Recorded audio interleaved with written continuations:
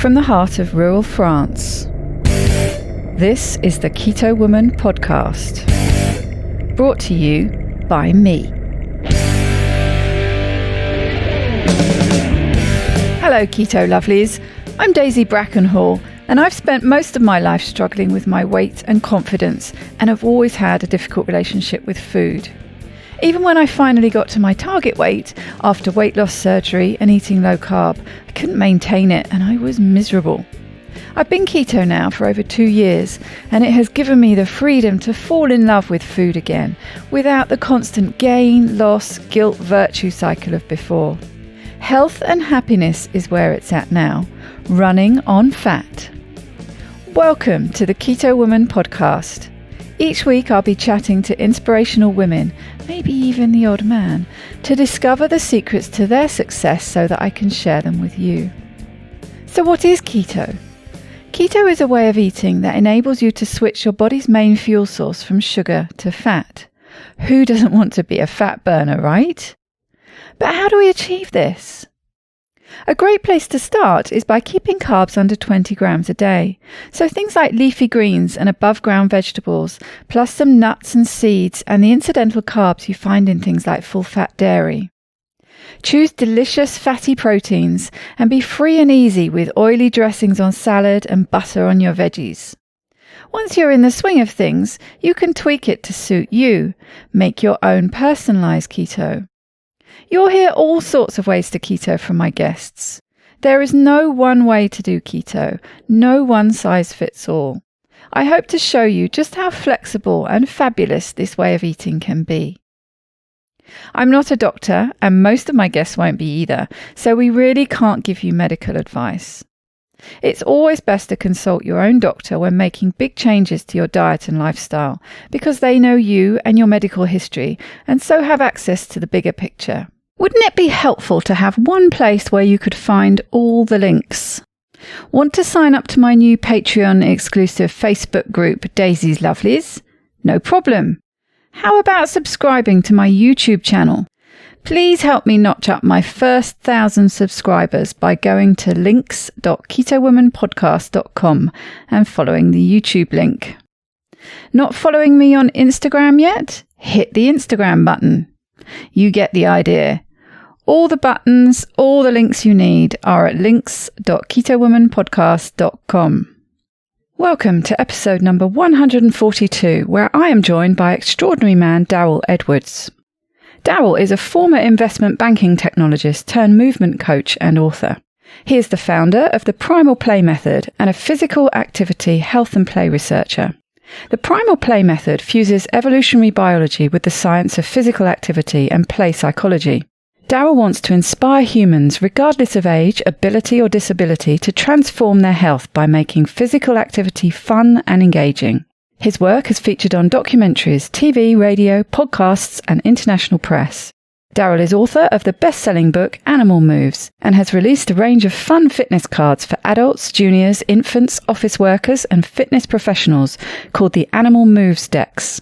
He regularly presents as a keynote speaker at events worldwide. His April 2019 TED Talk, Why Working Out Isn't Working Out, has now been viewed over 700,000 times. Darryl lives in London, England, and publishes about playful living at primalplay.com. I connected with Darryl on Facebook recently after listening to the podcast he recorded with Rangan Chatterjee a week or so after the murder of George Floyd. I really recommend you take a listen. It's a great conversation about the history and language of racism and how deeply it is entrenched in all of our lives.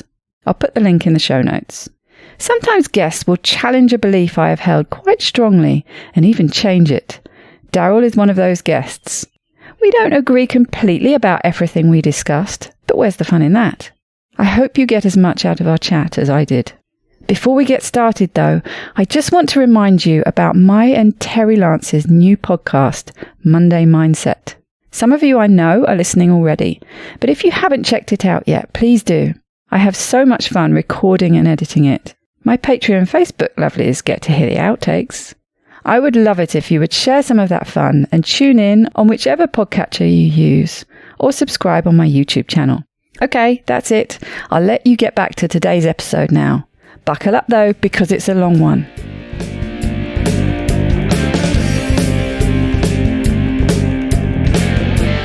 Welcome, Darryl, to the Keto Woman podcast. How are you doing today? Yeah, great. Thank you. It's a real pleasure to be invited. Thanks very much, Daisy. It's always a sort of extra layer of pleasure for me to speak to a fellow Brit. Yes, you're quite far. Well, I say you're quite far away from each other, but you're certainly not too far away when you were living in the UK, and you're only across the channel, really, right? So it's not too bad. Absolutely. I hadn't realised actually how much of a divide that is. I'd very naively thought that, because we were such close neighbours, but I have discovered since I've been here that there's a huge cultural difference actually between the French and the British. It's been interesting. Yeah, I suppose there's I don't know if it's a love-hate or I don't know. It's a sort of I suppose it's like close cousins that you have your disagreements every now and again, but there's deep down, there's love, so you've got to kind of burrow quite a bit, but I think, yeah. Yeah, sometimes. But it's a very lovely part of the world. And lots of Brits fall in love with France, and I can see why. It is a lovely place. So we're here to talk about you. So let's hear about you and your story. Yeah, so I suppose I'll start with my previous career, which was working within investment banking as a technologist in the City of London. Very demanding role, very lucrative, a meritocracy in many respects. And I was privileged enough to have annual health checks once a year. These usually took about half a day. Very intrusive tests, lots of blood tests, lots of other kind of health tests, well-being tests. And at the end of one year session, I was told that I had pre-diabetes. So I was one step away from full-blown type 2. I had a really poor lipid profile, cholesterol, triglyceride profile, which meant I had elevated risk of cardiovascular disease. I had severe hypertension, stage 2 chronic hypertension, so elevated blood pressure, a whole host of other issues. But those are the kind of the core issues, and the way to remedy those, the recommendation was to take medication. So metformin for my blood sugars to reduce those, statins for my cholesterol problem, and beta blockers for my blood pressure. And I was petrified because I didn't want to take the medication, only because I was concerned about the side effects. So it wasn't the principle of, I don't like medication. It was more a case of, I'm concerned about the side effects. What's going to happen to me? What will we do if these don't work? And my doctor said to me... How old were you at that point? So this was about sort of 15, 16 years ago. So I was in my mid-30s. And yeah, I suppose I asked the questions like, is this really the case? I'm still relatively young. I don't understand it as why this is. And my doctor asked me about family members. Do you have any of these conditions within the family? And I was like, oh yeah, well, my aunt has type 2 diabetes. My mother has high blood pressure. I've always had high blood pressure for quite some time, So it's kind of like, well, yeah, it's probably genetic. You're getting older. This is what tends to happen. So I didn't question or challenge that. I didn't have any reason to, because the results spoke for themselves. It was like, these are the results. What I could challenge, or at least could investigate, was my awareness of exercise being important when it came to reducing blood pressure. I also was aware of certain people being sodium sensitive. So somebody having a lot of processed foods, lots of salt, additional salt in my diet, I reduced my sodium intake. And I started to exercise. I was in a very sedentary job, desk-bound, 16, 18 hours a day, not sleeping very much because I was working, eating in a poor diet, regardless of anyone's description of what is a healthy diet or not. It certainly wasn't a healthy diet. So I started exercising, joined the gym, started exercising regularly. And within a short space of time, my blood pressure came down and my blood sugar started to normalize and my, lipid profile improved. So that simple change of moving more, and thinking about dietary changes, which initially was just about removing and reducing salt, but then became a gateway at what else I could do. That's how my journey started. And fortunately, my doctor was very keen on keeping tabs. So I was quite cautious. So I said to my doctor, look, if this approach doesn't work, I'll be happy to take the meds. I have no affinity either way, no bias either way in terms of, no, I'm never taking meds, whatever happens. I was like, no, I'll take them. I'll take them if I need them. Unfortunately, my doctor was on board with, well, we can see, we can give it 30 days, we can give it 60 days. Nothing detrimental will happen by waiting a month or two to see what happens. So I got retested in a month, in a couple of months, in 3 months, then in 6 months, in a year. And that continued. So I've been able to maintain good health markers in relation to those areas where I certainly was problematic. And now 15, 16 years on, I'm still in a good place in relation to those. And lifestyle has certainly been the kind of the victor there. It's helped to maintain that. And I'm under no illusions. I suppose even now, I don't believe it's a binary switch. Like, just by doing these things, I can guarantee I will never have any health issues. I can guarantee I will never have high blood pressure again, or never have, chronic lifestyle disease. I don't believe that to be the case. No, I agree. What I do know is that I'm significantly reducing the risk of those issues happen, those conditionings occurring. I'm significantly improving the quality of my life and function, my ability to remain independent as I age. I'm reducing the risk of cognitive decline. So for me, there are all these health benefits that come about by this change in lifestyle that aren't about stating there's a guarantee here, but certainly risk mitigation, certainly putting myself in a stronger position if anything does happen. So that's how I started out from the beginning. And I'm happy that I had that foresight, to be honest, of being realistic about what my expectations were. And fortunately, that's continued to the present day. I'm interested to pick up on something that you spoke about there related to diet. And that was your focus on salt. Yes. And reducing salt, because it's one of these, a bit like saturated fat, that has this label of just generally being a bad thing. Yes. And I'm wondering what your progression has been. I know you follow basically a paleo lifestyle when it comes to diet. Do you think what's happened with your salt intake since then? Because what struck me when you said you kind of focused on reducing salt, but you did that by predominantly reducing processed foods. And in my mind, I'm thinking, which is the problem there? Was it the processed foods or was it the salt? And I'm just wondering what's happened with salt over the longer term. I mean, I suppose I'm aware of there's a lot of ambiguity in all types of nutrition discussion. And I know for people who are following, say, keto, low carb diet, there are recommendations that they need to increase their salt intake because there can be micronutrient deficiencies. There can be, essential salts can be lacking from their diet, and adding more salt can certainly be beneficial. For somebody who follows, in my opinion, a more ancestral template, rather than a ketogenic template. Salt, I suppose in terms of my salt intake, that's pretty much stayed the same. I don't add salt necessarily. If I do, I would probably have a pink Himalayan salt, a good quality salt, but I don't choose to add salt. There are a certain proportion of people who are sodium sensitive.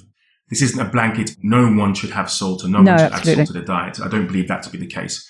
But there is a certain segment of the population, it's known to be about 25% of individuals who certainly are sodium sensitive, who certainly can increase blood pressure through salt intake alone, regardless of all the other things that we can do to reduce blood pressure.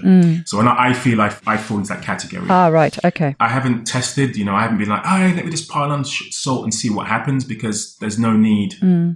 I don't feel the need to have to constantly test. I'm like, if my blood pressure is okay, and I don't feel there are any detrimental impacts of me not adding more salt, why would I try that out? I try to use an evolutionary lens, evolutionary biology as much as possible to inform some of my decisions. And one of the things I would certainly say is that additional salt was not a significant part of our ancestral lineage. Salt became one of the earliest forms of processing, of salting foods, of keeping foods for longer periods of time. Yeah. Salt wasn't part and parcel of a, you went hunting and gathering and there was just loads of salt around that you added to your food. But no, if you're in coastal areas, that's probably where you would have access to salt. If you had salt lakes, they're not universal. Salt lakes aren't everywhere. So I think salt became something that we found it useful to use as a preservative, preserving foods and processing foods for them to last longer. And also it's an additional, it adds taste. It adds taste to our food. And we know that our essential salts aren't just made up of sodium chloride. I mean, that's the reality. There's so much more to essential micronutrients that have nothing to do with sodium. One other thing to know in terms of sodium is that sodium can displace other micronutrients in the body. So that's also problematic. So for some people, when you take salt, it actually reduces absorption of other nutrients, of calcium, of magnesium. You can affect things like bone density. Bone mineral density can be affected by too much sodium. So there are other issues that often aren't discussed because people tend to have a bias one way or the other. Mm-hmm. So, avoid salt. It's Satan, it's the only thing that causes high blood pressure, or you get no, you can have as much salt as you want. It doesn't cause any problems to any humans at all. And as always, I feel there's a bit more nuance. There's a bit more nuance to this. Absolutely. That's what I was going to say. There's a huge grey area. And what I particularly like about what you said is going by how you feel. And Yes. That's something that I see in the keto community is it's less a case actually in general of missing the micronutrients, but more the process your body goes through when you go into ketosis, that it flushes out. So you just need to replace those salts. And I think actually often it's just during that period of transition.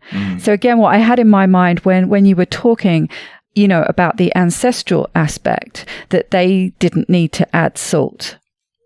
I think quite often when you get to that point, when your body's found its new balance, then you don't need to necessarily add salt other than for, taste and what you feel like doing. Yes. And it's just that transition period where your electrolyte balance gets thrown off that you need to do a bit of work with that potentially. And it's fascinating how it can go the other way with the balance with other electrolytes, in that if you haven't got enough salt, you can have problems with magnesium.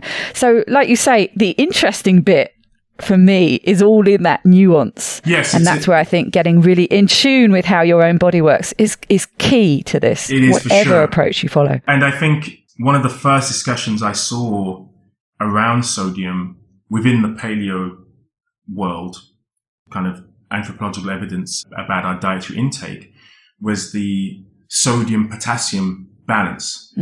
People may have heard of the omega-3, omega-6, anti-inflammatory, pro-inflammatory fats, and other kind of, ratios of macronutrients. That's often the discussion.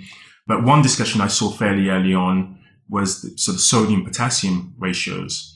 And again, that can be skewed very much by having a lot of processed foods. And usually potassium is something that's found in fruit and vegetables. So if you tend to have a very processed diet, if you tend to have a more natural based diet, you tend to have a healthier ratios between sodium and potassium. And it's this ratio of sodium and potassium, again, it's this almost like oppression of sodium. It kind of does antagonize a lot of these other micronutrients in terms of dominance because of, molecular structure. Basically, that's pretty much what happens. So this happens within the body. So I think, as you say, it's nuanced. You have to think about bioindividuality. I suppose you have to consider where you are in your journey, as you say, transitioning to a keto diet. A bit like having, say, keto flu. You're not expecting that to happen all of the time, right? It may happen, doesn't happen for everyone. No, exactly. But if it does happen, it tends to happen at the beginning of your transition. as your body gets used to. And a good way often to ease that actually is with electrolytes. So, that's often the bigger problem. Yeah. I know a lot of people like to get into camps, don't they? Are you paleo? Are you keto? And look at the differences. I prefer actually to look at the similarities. I think paleo and keto are, they're siblings really. And they have, there's so much overlap there. There's so much that we share. And a lot of people actually follow a keto paleogenic approach. So I think there's actually more that's similar than there's different, really. Totally. So I think we're quite closely related. Totally agree. And I think that's changed. I think there's probably more divergence when keto first became, was used as a term to describe the diet and that approach.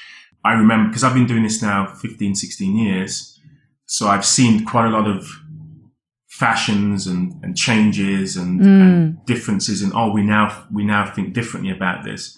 But I certainly remember being to conferences, early keto low carb conferences, and people wouldn't be talking about food quality or nutrient density. Right. The conversation was pretty much purely about macronutrient ratios. Right. As long as you were hitting your 5-10%, or 20 grams or less, or 5, whatever, as long as you were hitting those ratios or those numbers, that tended to be as far as the discussion went.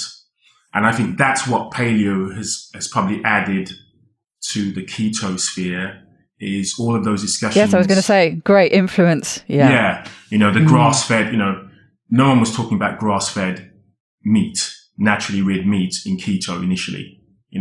I heard people talking about, if you could go to McDonald's and eat and have a very good keto diet because it's just purely about insulin and the body's response to insulin. That's what it's all about.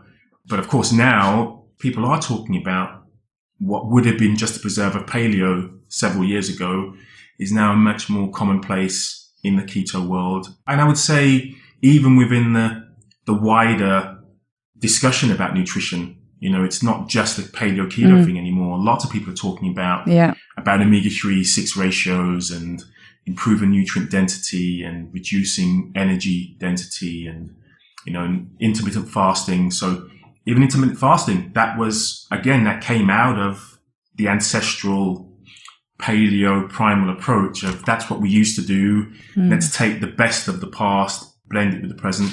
So I'm not as dogmatic as I used to be. I certainly used to be very dogmatic about paleo. Yes, it's the only way to go. It's the only way you can eat.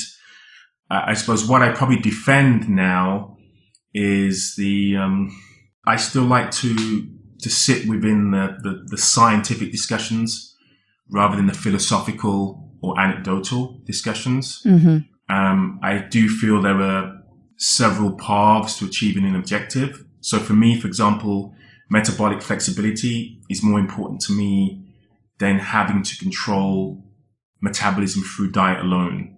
But for other people, metabolic flexibility is not that important. And controlling or restricting carbohydrates, maintaining ketosis, nutritional ketosis, that may be the most important thing to them.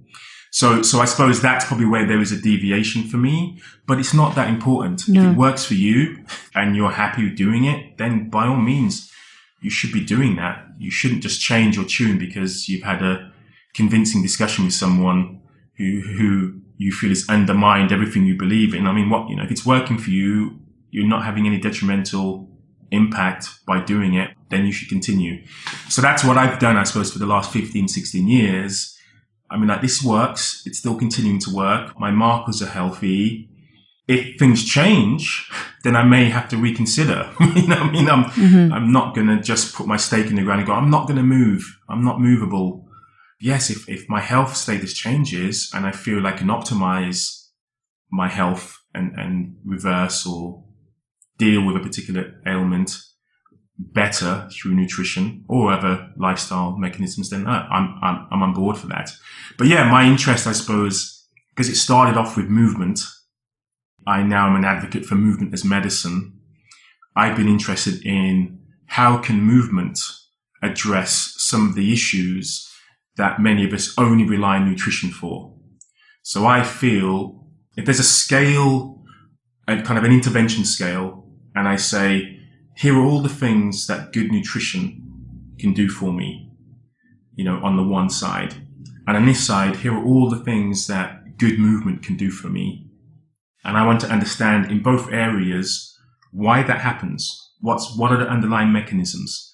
What are we trying to achieve by having better food? What are we trying to achieve by better movement? So I feel movement in many respects is more, there are more things that can be done with movement, be a bit more diplomatic. I feel there are more effects that can happen to our physiology through movement than through food.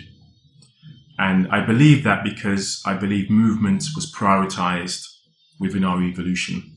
Because without movement, you couldn't get food. So physiologically, our bodies were primed for movement because we couldn't hunt, we couldn't gather, baby couldn't feed if she couldn't move. Babies can't move their mouths, for example. It's a pretty fundamental. Motility of food through the gut. Again, that's not a static process. There's movement of food through the gut. So all of these things which are fundamental but are often ignored. And so movement has become, that's just calories in, calories out. It's just burning calories. We don't really buy into that. It's just getting into shape. It's just looking a certain way aesthetically. It's about performance. So for me, I think that's the problem, isn't it? Yes. It's the perspective. And Yes. I think the biggest issue, if you're talking about people who have a really significant amount of weight to lose, yes, that's the only, when you were talking about that balance and, which potentially is more important to come first, that's where I think diet is the thing that has the biggest impact, that then enables you to start moving. That's when you have a problem with but it kind of depends what you're saying about movement, because you just mentioned there, movement is everything we do. It's not that typical exercise. But okay, I'm going to be devil's advocate a little bit. No, go for it. So I used to believe, and of course, there is significant amount of anecdotal. There's certainly lots of case studies. There's certainly lots of research saying, for certain individuals, the best gateway to start a process of getting healthier is through nutrition. Mm-hmm. If you change your nutrition, if you improve your nutrition, you're more likely to want to exercise. You'll feel better about yourself. You'll have the energy to do it. You're less likely to be injured because you lose, blah, blah, blah, blah. There's all of these reasons, and I totally agree with all of them. There's certainly a good way to use nutrition as your starting point. The one thing that, again, it's this nuance. The one thing people don't understand, however, is if I have my first clean meal, right? Mm-hmm. I have this perfect meal, doesn't spike my insulin. Let's imagine I don't have keto flu or anything like that. I don't have any of those issues. Everything is just perfect from that first meal. And I measure the benefits to my body after that first meal. And I go, oh yes, my insulin is better. I've secreted less. My blood glucose is better, even after one meal. Okay, that's really good news. It takes a while to settle down, but wow, that's good news. But if I did the same thing with movement, so even somebody who's really with morbid obesity, significant metabolic derangement, a really unhealthy individual, their first bout of movement or exercise, whatever you want to call it, that could be just standing up and going for a short walk. That could be it for them. That intervention would be far more helpful than the change the diet. And the reason I say that is because if I change my diet to a clean, healthier diet, that doesn't improve my insulin sensitivity. Exercise does. So I'm avoiding carbohydrates in order to reduce insulin spikes. But if I exercise, insulin becomes more efficient. I don't need to use as much from the point that I start moving. So that's a significant difference. My blood pressure will lower immediately after I exercise and I'm recovering. There's a second benefit. Hormonal regulation will improve immediately. My body's better able to break down triglycerides immediately. So I think this is the problem. People only see, somebody doing a HIIT session 100 burpees, something really crazy and go, oh my gosh, you have to work out for such a long time just to reduce your weight. And that's the problem. If you're just thinking about reducing weight, of changing body composition, and you're thinking the only way of doing that is exercise or food, right? Yeah, of course you want to be starting with diet. But I believe you should be starting off with both at the same time, not one or the other. That's what I believe. You should change your diet and you should add movement because they give you different benefits. And the problem with people saying just sort out the diet first is that you're minimizing the health benefits that can occur. Because for me, if I can improve my insulin sensitivity, which food doesn't do, this is the thing, right? Removing carbohydrates from food does not improve your insulin sensitivity, right? Movement does. So if I want to improve my insulin sensitivity, which I think is a helpful thing to do, metabolic flexibility I feel is helpful, then I can't do that through diet alone. And I suppose that is part of the nuance. And that's what I do tend to talk a lot about, even though I am passionate about diet as well. So I'm not anti-diet. No, totally. But I'm thinking all of these things are important, but I want to understand why, and I want to communicate why. So I'm sitting at the moment, right? If I stand, just that process of me sitting to standing, my muscles release something called lipoprotein lipase. So it's an enzyme which breaks down fats, lipase, right? And the fats that are broken down are circulating blood fats. So I immediately get a reduction in triglycerides by standing from being seated for a while. If I then go for a walk, that's even more impactful. So that enzyme is not released by me avoiding carbohydrates. So I can have an improvement in my triglyceride profile if I go on a ketogenic diet. That will take some time to occur, but I could have that effect immediately.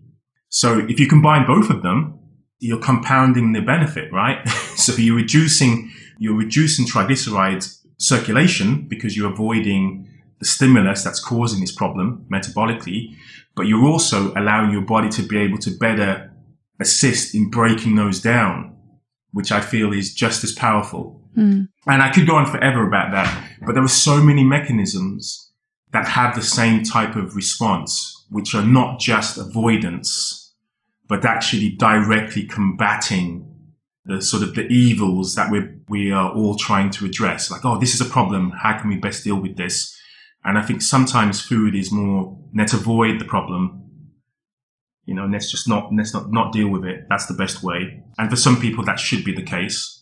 But if you can avoid plus tackle, be more resilient, if your body's better able to deal with those issues, then I think you're an even healthier individual. So yeah, anyway, I'll throw that in there.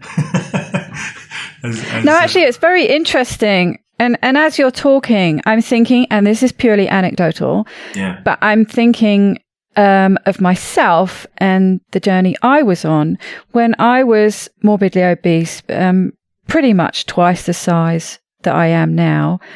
But I was still fairly active because I was a gardener and I was very stubborn. So I continued to do those things I had to do, even though they were very hard to do. And I would get welts from the skin rubbing and all sorts of things and out of breath and all the rest of it. So, but I was actually always fairly fit just because I had to do the physical activity, plus carry another person around with me effectively. So actually my blood markers were always pretty good. I was sort of starting to reach the tipping point as far as that was concerned, but I had good trigs. I had good blood sugar.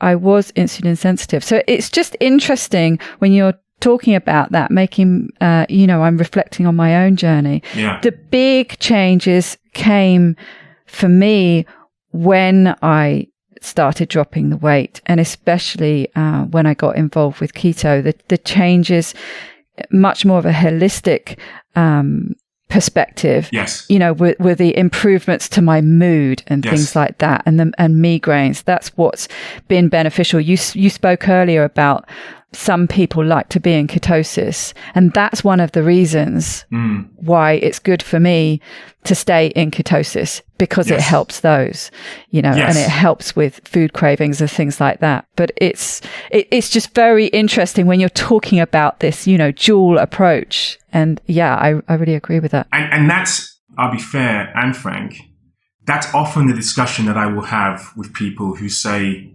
actually, Darryl, I used to be very active, but I was still carrying excess weight, and I still, I was relatively fit, but I still had these issues. And then I did keto, and then things magically got better.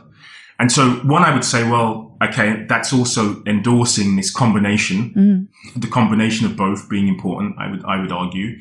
But secondly, I would say, just like with good nutrition, and I'm not even talking about individuality here, just about transitioning from a regular SAD diet to the diet that you believe is helpful for you.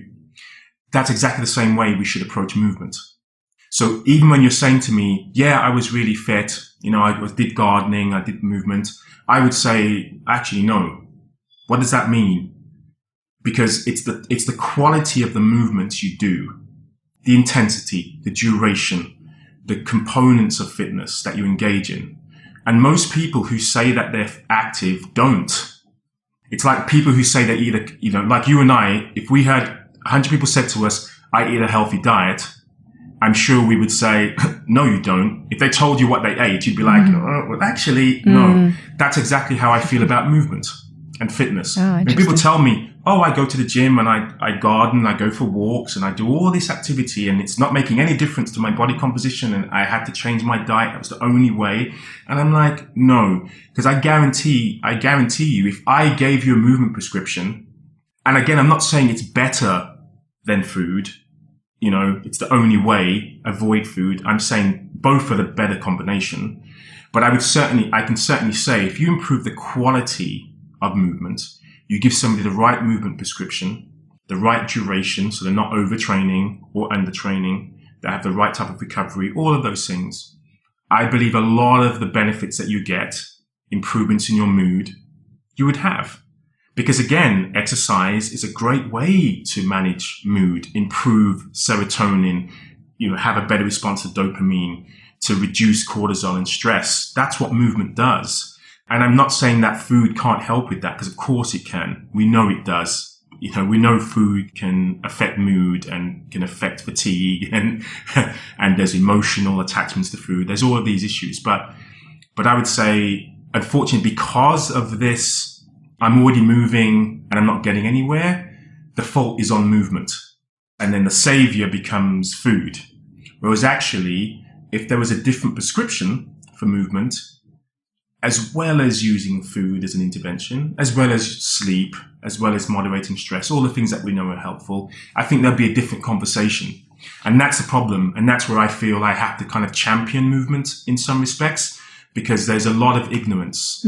Just as much ignorance as there is about food for those who don't understand our approach, there is just as much ignorance about movement. And that ignorance about movement is not just within the SAD crowd. It's also within the crowd, the health and well-being crowd. And that's why movement is the poor cousin. And that's why most of the people who are advocates tend to say, well, look at me, 10-pack abs. I ran a 10K in 2 seconds. I'm so amazing.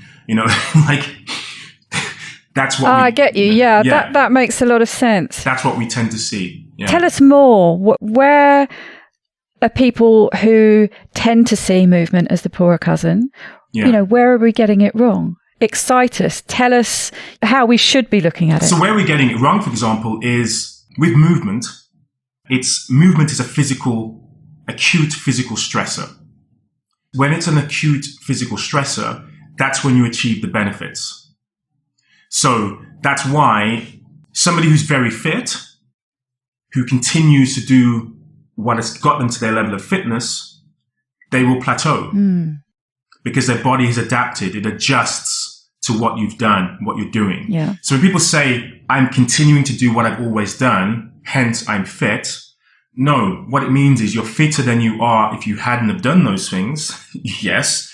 It means that you have adapted so you do have healthier markers. Yes. Your resting heart rate's lower, your blood pressure's probably lower.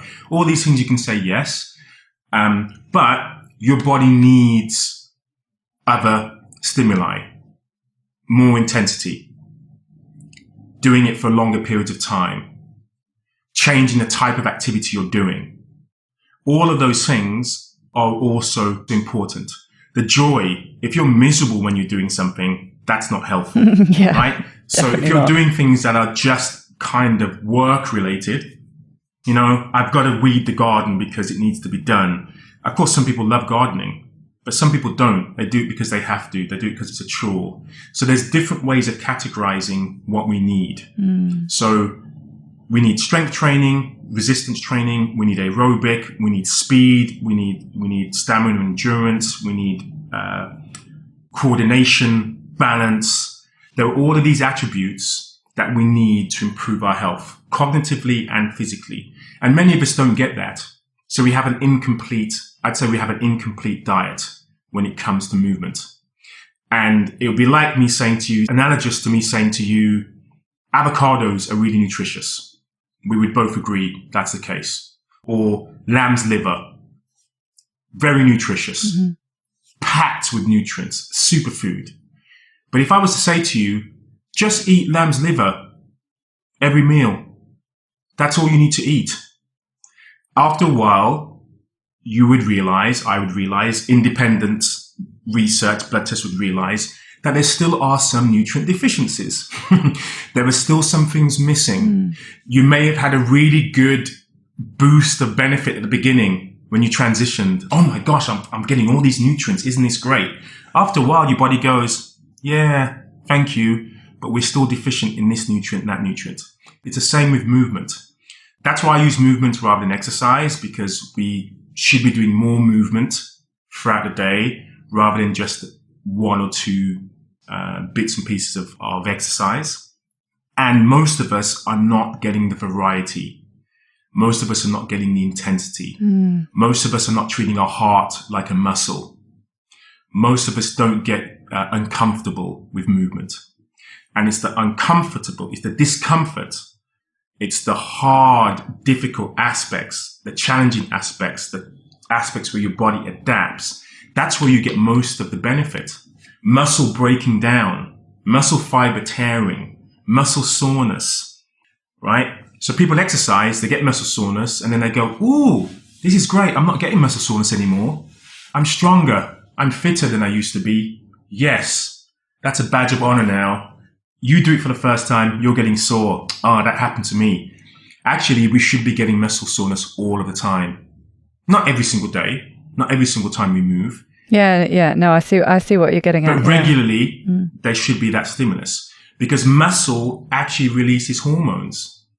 Muscle tissue breaking down releases hormones. It releases anti-inflammatory agents as well. That initial burst of inflammation, which is what muscle soreness is, sends healing agents back to muscle to repair the muscle tissue.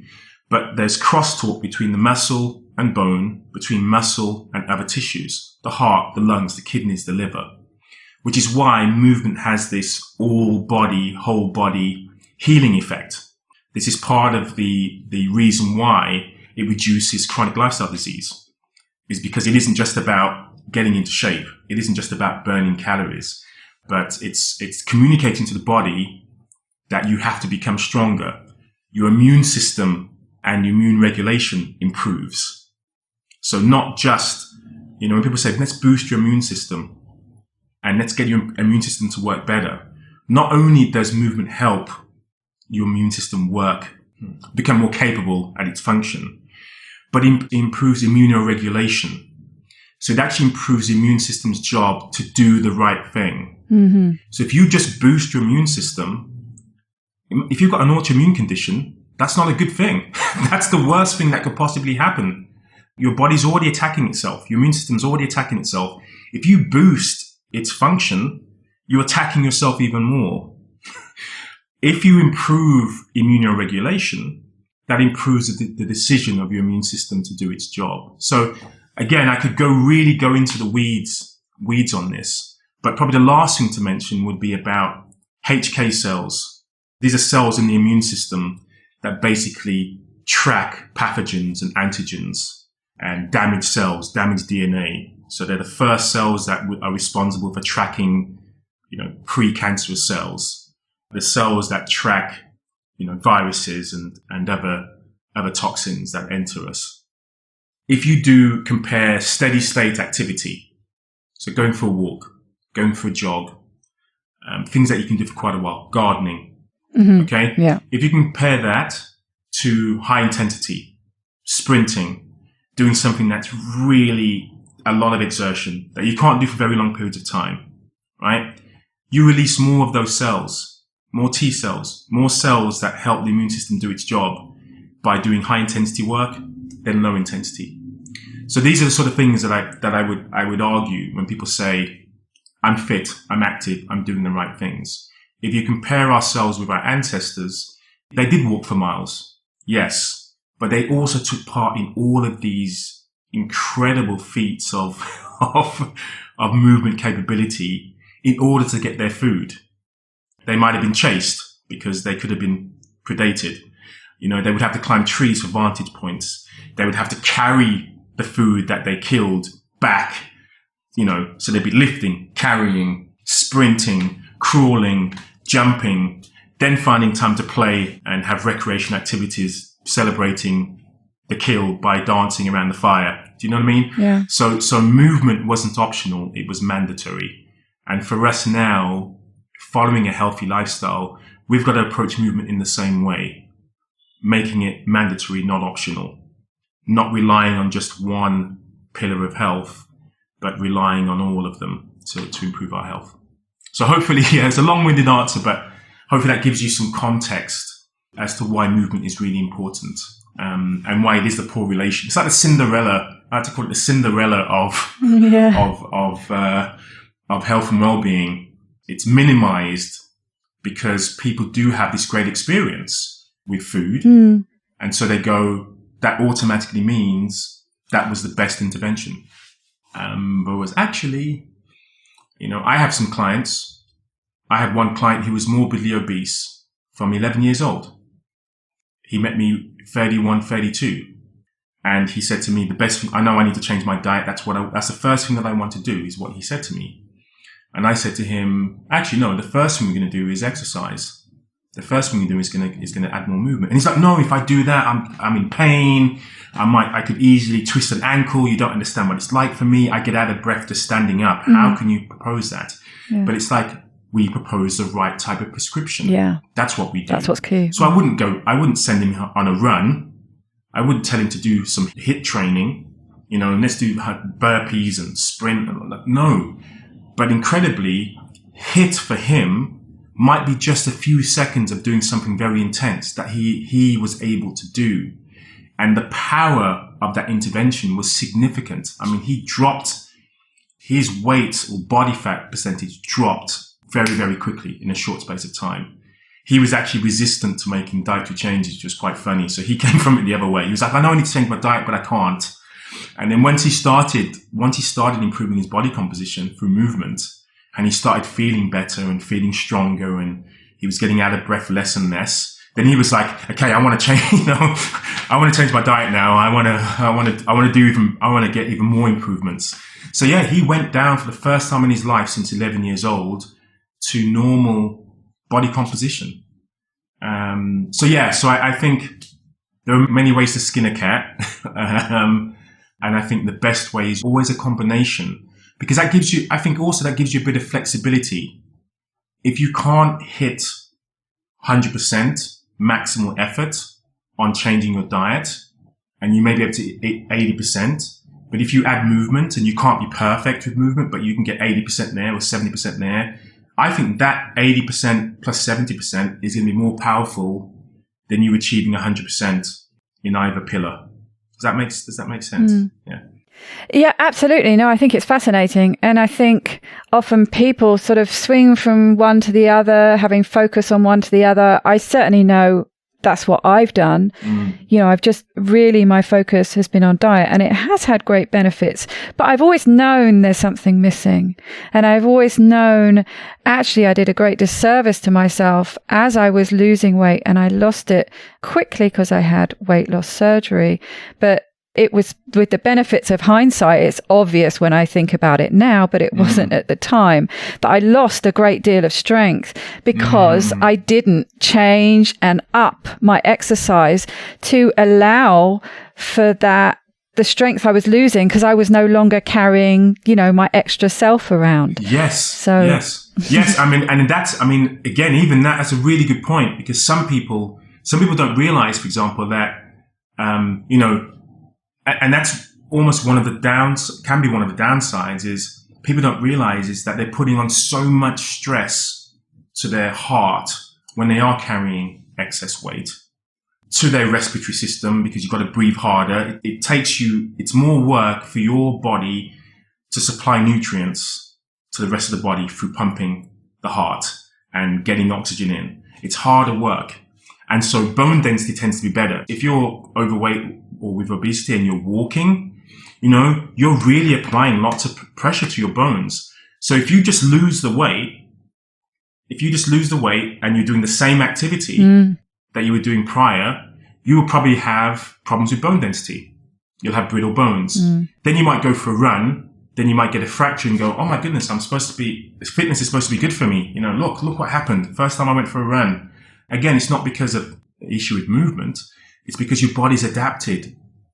Your body adapts to physical stress. If you don't apply the same type of stress to your muscles and your bones, your body goes, oh, okay, I don't need this anymore. I want to be efficient.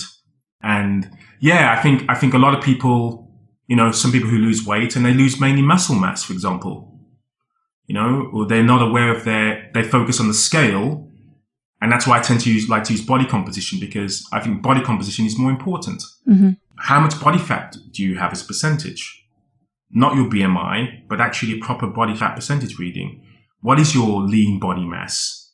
Are you sacrificing, by weight loss, are you sacrificing losing muscle, which is more metabolically active, than fat?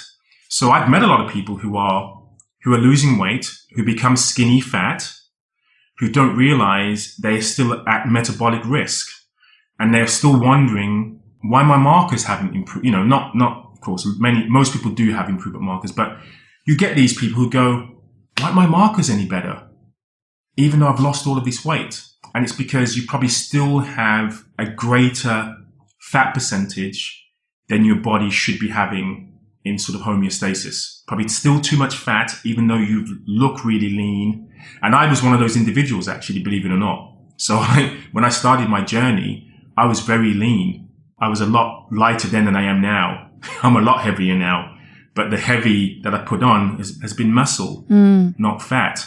So I had 26% body fat, very lean, had a little bit of a paunch, couldn't really tell anything, had beautiful suits at work, looked great, whatever that means. But I had dangerously high levels of body fat for somebody of my age, I should say. Dangerous high levels of body fat, certainly not good lean body mass. My bone density was pretty poor. So fortunately, I didn't have osteopenia or osteoporosis, but it was a lot poorer than it should have been. And if that would have continued, I probably would have had osteoporosis at an early stage, So so those, again, there's nuance here. And I think if somebody is really interested in body composition, don't just rely on the scale.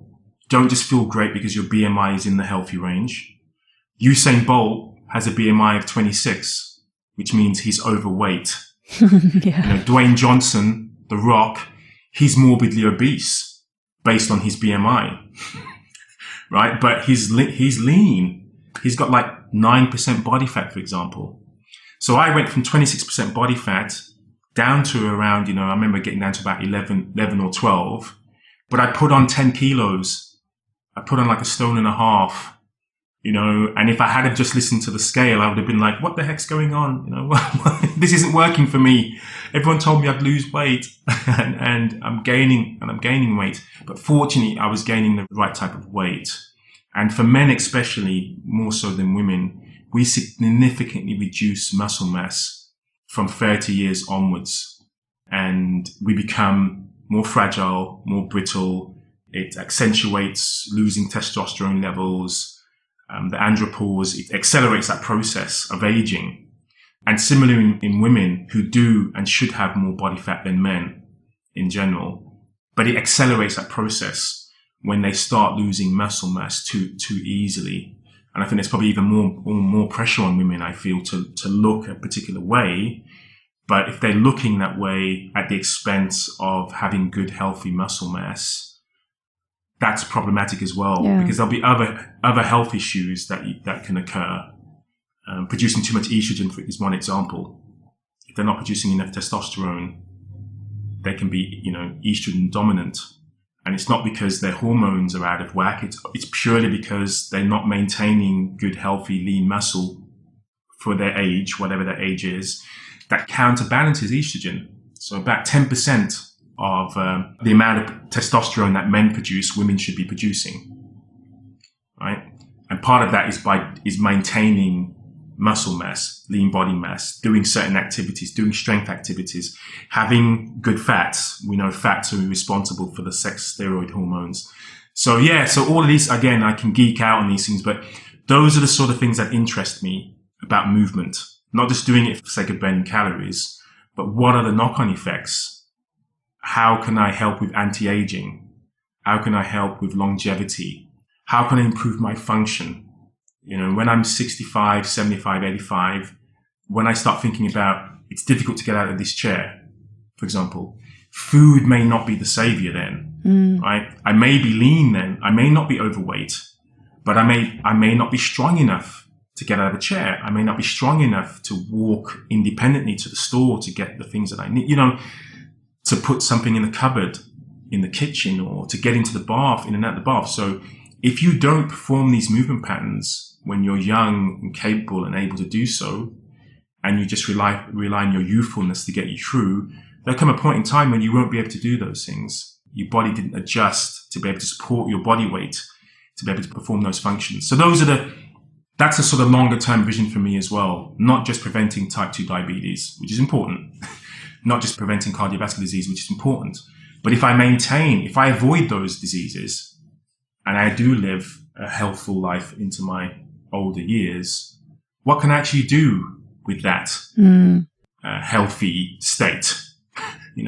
I still want joy. I still want to be able to play with my grandkids and throw them up in the air and, and be functionally capable and improve the quality of my life and to have joy and to be pain-free and not thinking, aches and pains and osteoarthritis and all these things that are happening because I'm older and I was 6'4", now I'm only 5'8" because my bones are shrinking and my posture is changing. So yes, health is multifaceted and the way to get there is multifaceted. And I think the combination of good sleep, stress management, connection, movement, good food, all of those things combined, access to the sun, vitamin D, circadian rhythms, that's what makes this really interesting, is that there's so much that we can enjoy and tap into to improve our health. You've got to stop me, Jay-Z, because I can keep going on. It's very inspiring to hear your passion and the way you talk about movement, and it's obvious that you're a real advocate for it, but not, like you say, not just saying, this is what you should be doing, but explaining why. And certainly you've inspired me. It really reminds me of a quote from Kelly McGonigal. You're probably familiar with her and the work she does, but she says, movement is using your body to engage with life. And that really feels like it's just describing what you were saying, that you really believe that you need movement to engage with life. It's absolutely part and parcel, and it should be woven through. Yes. And it's so important to every aspect from, inside out. Yeah, it should be definitely woven through. And again, a lot of the things that we want, if we know getting out into nature is important, how do we get there? How do we get outside? How do we interact with nature? It's via movement, right? Serotonin is activated through sunlight, but it's also activated through movement. So if you move in nature, if you move in sunshine, that's more beneficial for you than just being in the sunshine. So, so it's this compound effect. If you see the color green in nature, it reduces your blood pressure. Just looking at, grass, trees, even looking at pictures of nature has a similar effect. Helps the immune system. I mean, there are so many benefits that many of us are not aware of. And, the kind of, the sum of the parts are greater than the whole, right? So why it feels good going outside, being in nature, is because of all of these benefits. The movement, plus getting some sun on the skin, feeling the wind, having that sort of the tactile aspects of that experience, reminiscing good memories when you were a kid playing outside, perhaps, all of those things come together to form this feel good factor, which is far more than just saying, hey, go outside because nature's good for you. It's far more important and beneficial than that. So all of these hormones that we focus on, like, for example, all disease begins in the gut, as Hippocrates said, right? And, 85% of our serotonin is made in the gut. So, we hear these things, so food again, nutrition, it's all about the gut, it's all about the gut. But again, people don't realize serotonin activated, more elevated when you're moving in sunshine. So yes, it may be made within the gut, but the activation isn't necessarily through food. I suppose that's the point. If you stay inside, in a darkened room and eat the most amazing food, you're going to feel depressed pretty quickly, no matter how good your food is, no matter how healthy your gut is. There is something depressing about that, because we realize getting outside is important. We realize having good, healthful conversations and social connection is important. All of those things are important. Some of the best movement experiences we have tend to be with other people, right? Yeah. So, I mean, without making this a rated, 18 plus conversation, but it does. And, that's from playing with, when you're a kid and you're playing with your mates, to when, you're an adolescent and you're kind of finding out about yourselves, and you go to a party and you're dancing with your friends, and all of those things. When we think about it, some of the best experiences we have with movement are social ones, right? Not when we're by ourselves. So movement in isolation also isn't the best form of movement. We need to get some of it as a family connected, with connection and real connections, not just military style boot camps where you're still individuals, right? Yeah. You've just been told to do something, you're all doing it together, but there's no real bonding. Like there is, say, if you're at a wedding and people are like waiting for the first person to go on the dance floor, the right amount of alcohol to be consumed. And once one person does it, everyone's like, yeah. But part of that experience isn't just the dancing. It's not just the physical activity. It's actually it's the bonding. It's that connectedness. And I suppose the last thing to mention about this is endorphins. So you've heard of endorphins, the runner's high. Right? You go for a run, you get an endorphin release. And people often talk about that as one of the main benefits of feeling good after exercise. What's interesting is if you have two people doing the same activity, you release even more endorphins. Same activity, same intensity, you release more endorphins. And endorphins are like a natural pain reliever, like an analgesic. So that's why they make us feel so good. That's why we get this high. Endocannabinoids are precursors to endorphins. That's what makes us feel good. We get this rush. It makes our mind and body feel great, which is why it helps us to continue. It's why we feel less exertion.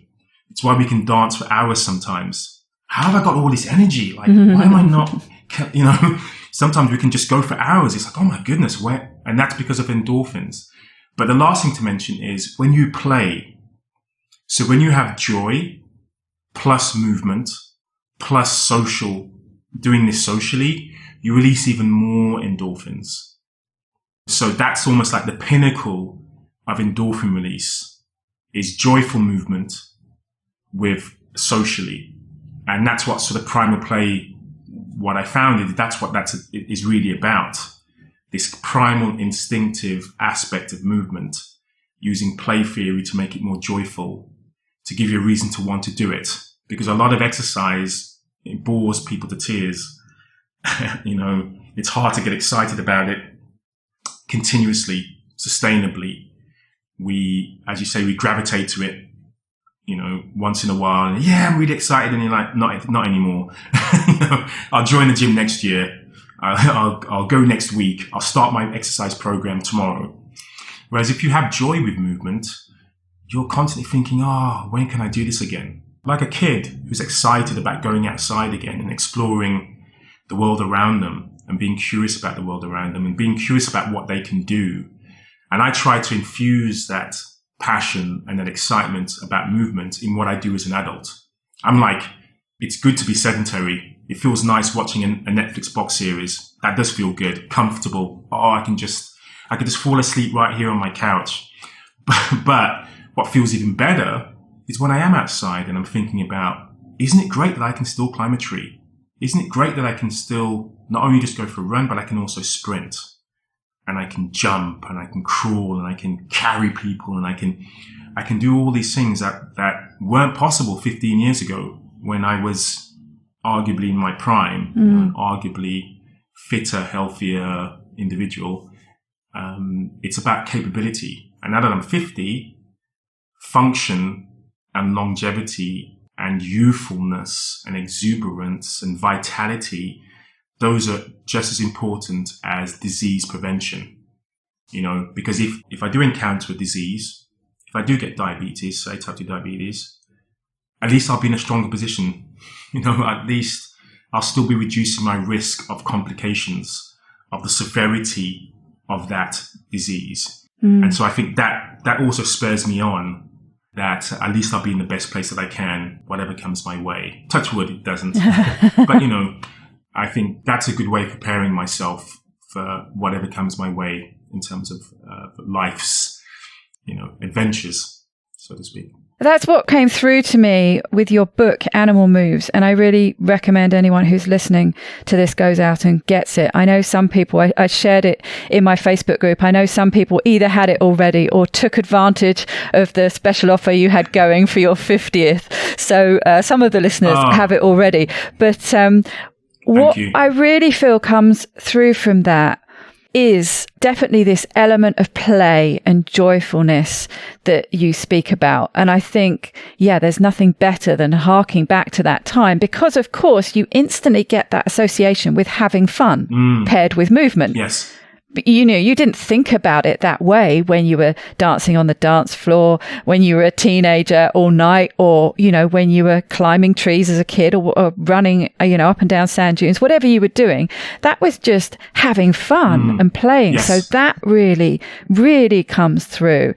I know certainly a lot of the pictures in your book, you're outside. So that's definitely an element. And we often associate play, especially if there's a lot of movement involved, with being outside, and especially with other people. So that social aspect comes in. But the actual movements themselves, a lot of them very challenging. I've tried some of them.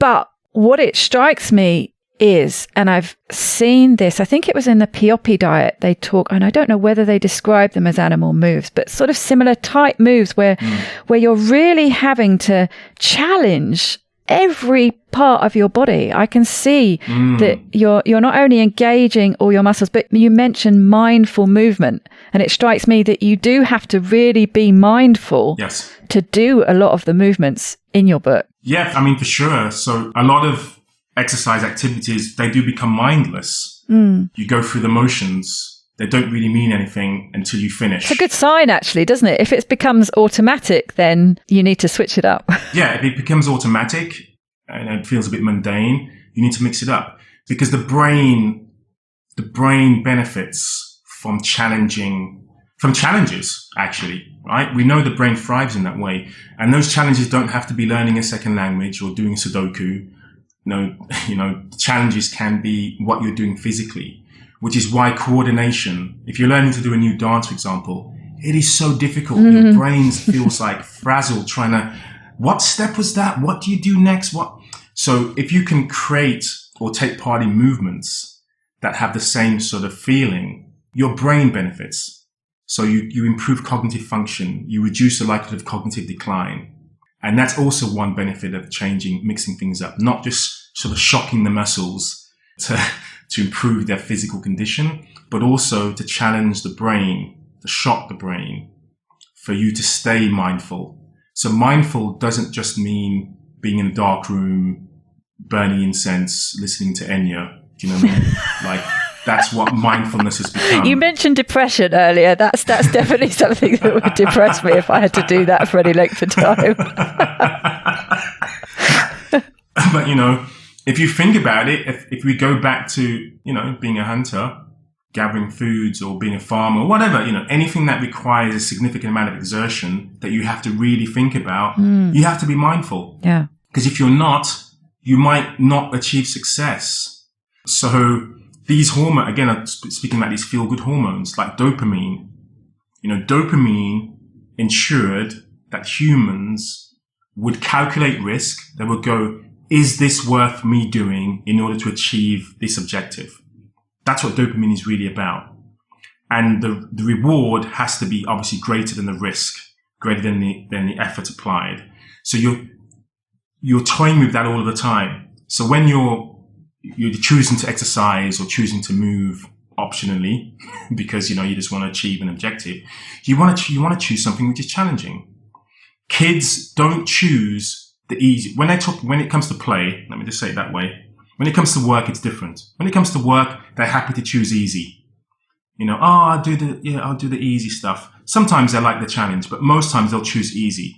When it comes to play, they want challenging. They want risky. They want to really push themselves. Can I do this, mum or dad? Can you let me climb the tree? That's so true. If mum or dad wasn't here, I'd climb it anyway. Thank goodness they're not around. We can do the stuff that no one is telling us we can't do. So children thrive on this experience of exploring themselves, exploring the world around them. That's what play is to them. That's what active play is to them. And as adults, we need some of that zest again. Instead of thinking what we can't do, instead of talking about what we can't do, what's difficult, actually go, yes, that's difficult. That's why I need to pursue this. And imagine what the rewards will be if I do get there. And even if I don't, I'm still making progress. So, like a toddler learning to walk, there is nothing easy about that pursuit, even though it's instinctive. I mean, imagine their bodies are programmed to learn to walk. It's still not easy. You can see the frustration. You can see them just take a step and they fall and they're like, but it spurs them on. They're like, no, I'm going to get this. I'm going to do this. And we give up far too easily, I feel, as adults. We take all these things for granted. If we lose the ability to walk, oh my goodness, we would do anything to get that back.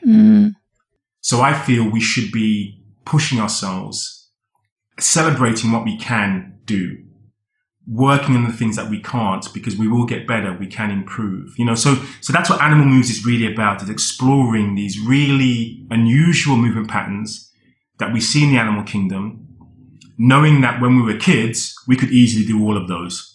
I could jump like a kangaroo. That's really true. I can crawl like a bear.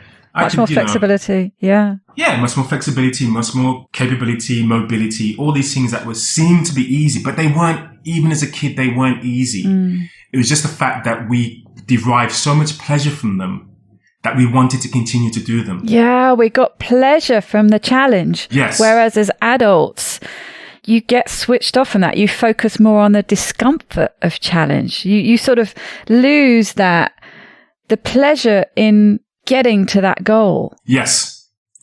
You just lose that because it's just all more about the discomfort of finding something else. Whereas children are just so focused. I want to be able to do that, and I'm just going to keep going. Yes. We just need to be kids again, don't we? Yeah. The other thing that comes through to me that I think is so important as we get older, that seems to be a fundamental part of a lot of the moves, is balance. And, I've seen lots spoken about how balance is critical, especially as we move into old age. Yes. And is really responsible for a lot of injuries and things. And, you know, I've watched programs and things about it where they talk about just the knock-on effect. If you have a fall, and then you're more likely to have more falls. And a lot of that is to do with not being so good at balancing anymore. So that seems to be a real key thing to hold on to. Yeah. I mean, I think after a certain age, like the number one, I don't know if it's 75 or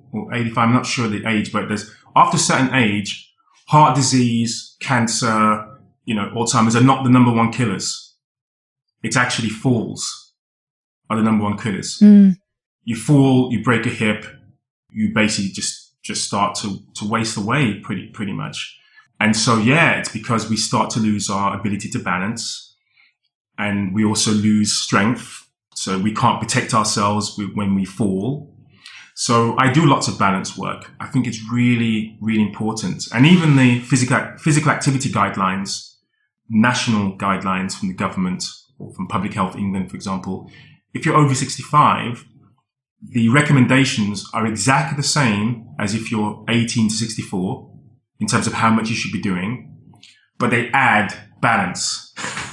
So they actually say you should be doing more, more than if you're 18 to 64, because balance is so critical. So do your 150 minutes a week minimum, do 2 days of strength training minimum. That's the minimum. And plus do some balance drills, because they're really important. And they challenge the brain as well. So there is a knock-on effect. It isn't just about the physical ability to stabilize. It's also the brain is like, what the heck is going on? So you increase the amount of brain cells. Incredible. Neurogenesis occurs. There's something called BDNF, brain-derived neurotrophic factor, which is like fertilizer for the brain. New improvised movements, challenging movements increases this compound in the brain. So there were so many knock-on effects. There were so many side benefits of incorporating more movement, more challenging movement. So don't be childish, but certainly be childlike. I like that. Yeah. Remember, just go back in time with your own play history and go, oh yes, excitement. You get to the same tree. I used to love doing that. Same tree every single day. Same play, same area that you played in. It was exciting every single day. Your friends coming around to go out and play. Most kids wouldn't be like, oh, we're going to go out and play again. Oh, how boring. No, that's what you lived for. That's what you lived for.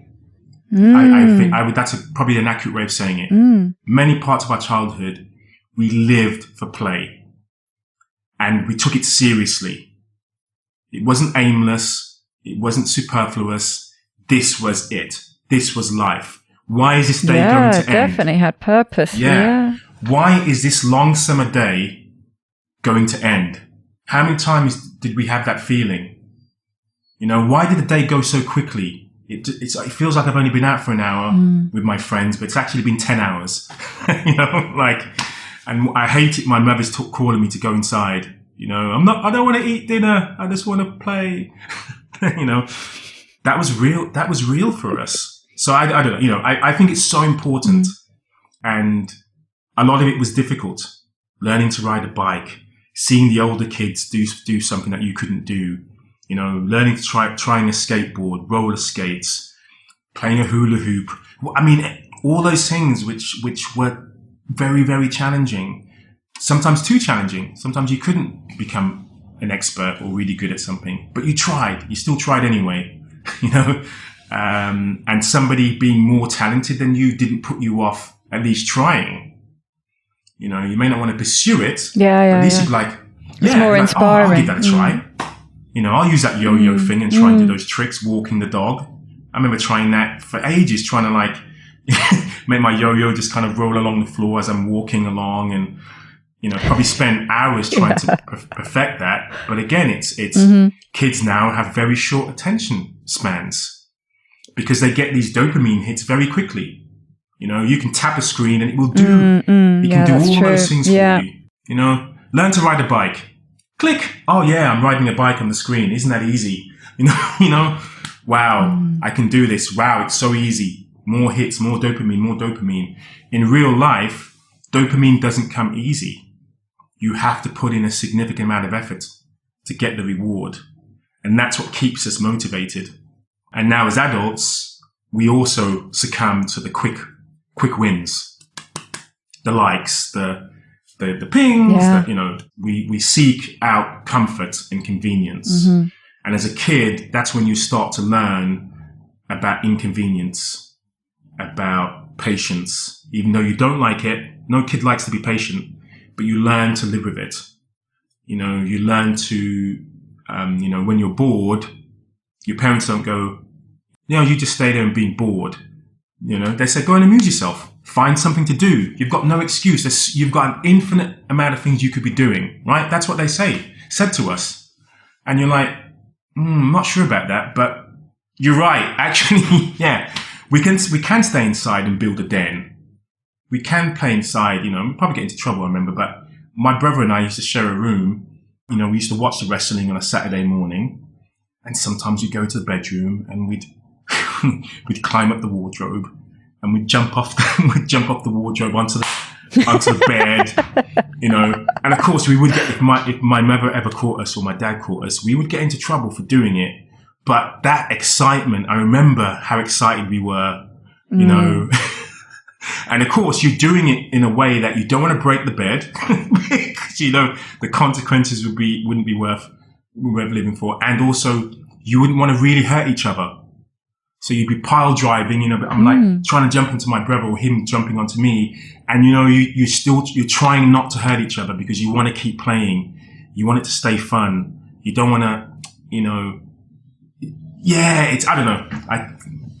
I'm a big kid and I love it. No, I get it. There's lots of processes involved there and there's lots of things to think about. And it is a full mind body engagement. Yeah. I love it. Well, I've definitely been inspired by your passion, by the information you've shared. And I know the listeners will have been at home.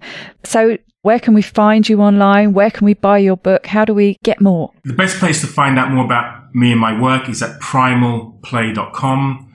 I have research. I have sort of videos with some of the movements that we've been talking about. I have lots of ideas and sort of philosophy around primal play and the importance of play, regardless of your age. I try to make it accessible and inclusive. I have a range of products, sort of entry-level products to things that are a little bit more in-depth, online courses. I have free ebooks. I have published books like my Animal Moves book. And I have products like my Animal Moves decks. So I have some fitness cards or movement cards that make things even more playful. So rather than just going through a structured program like within my book, you can actually randomize and gamify using analog gaming. So not, again, avoiding tech, because that's so easy to be kind of seduced by, and almost taking a step back and play a card game, but with movement, and think of more challenging ways and creative ways to amuse yourself. On social media, I'm known as the Fitness Explorer. So you can find me at Fitness Explorer on Twitter, on Instagram. And if you search for me on Google, I've given lots of talks, public speaking talks around this subject. Yes, great TED Talk. Oh, yes. It's called Why Working Out Isn't Working Out. And if you do get to see it, please comment. Please, if you like it, please share it, because it really does help to spread the sort of message around the importance of playing out. We'll have all the links and everything in the show notes to make it easy for people. Oh, great. People at home know I always do that anyway. One thing that reminded me actually when you mentioned your card decks, it's something I suggested when I posted about the special offer you had on your book.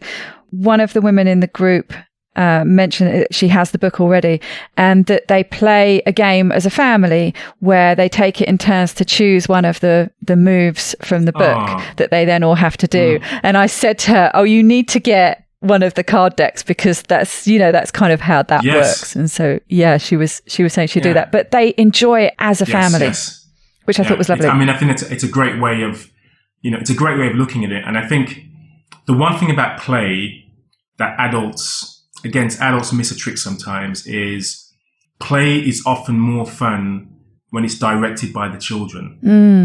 So just like that family setting there, when the children are saying, hey, let's try this, let's do this. So when adults tend to make choices, they'll go, let's do some yoga together, kids. Let's all go to the park for a run and run in a straight line. Isn't that so much fun, kids? And the kids are kind of like, well, it must be because you're telling us it is. So yeah, it's fun. But if I was running, I wouldn't run in a straight line, like as a kid. Do you know what I mean? Mm-hmm. So I think when you are having those playful experiences, I think be the student, actually. Don't always be the teacher. Let the kids direct things, communicate, help them improve, give them suggestions, become more playful yourself. I think that's what we need more of.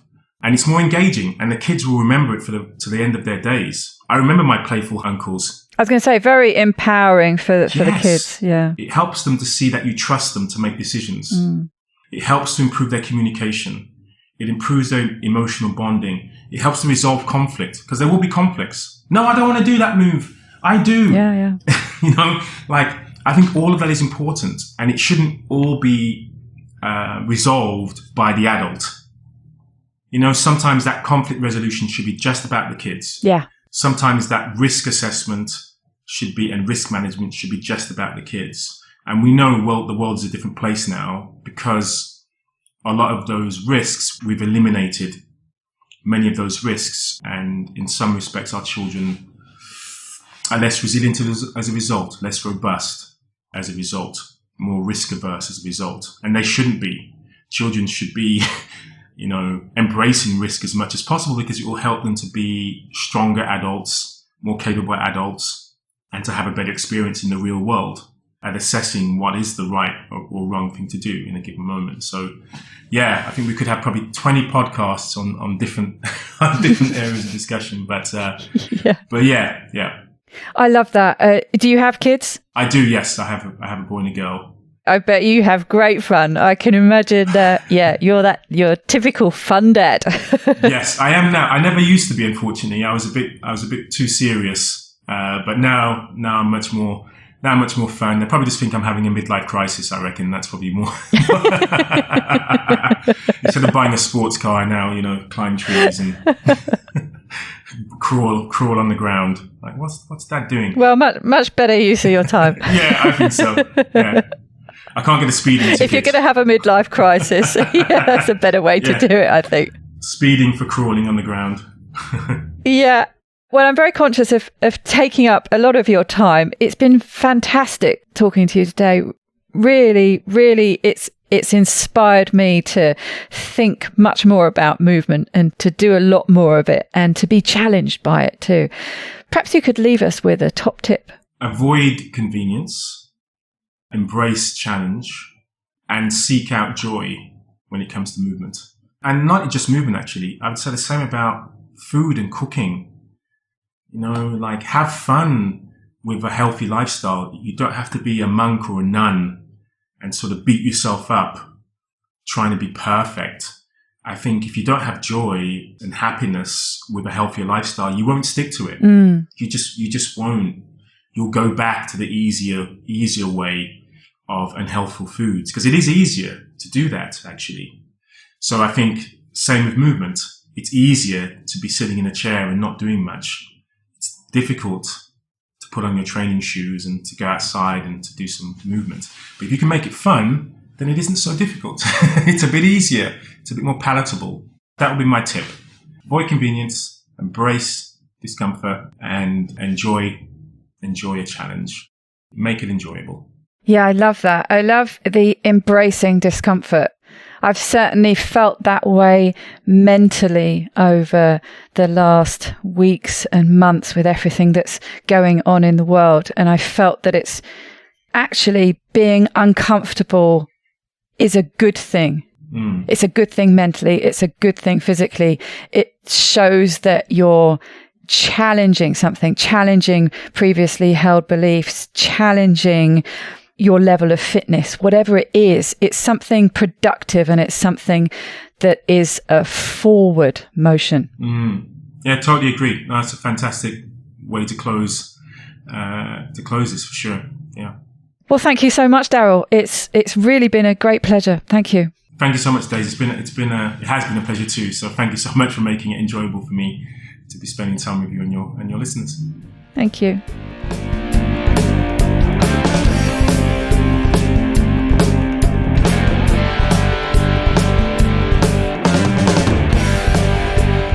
To get the resources and links from this show, please go to ketowomanpodcast.com/episodes. Please share this podcast with as many people as possible by sharing one of my links or just taking a screenshot of an episode that you enjoyed.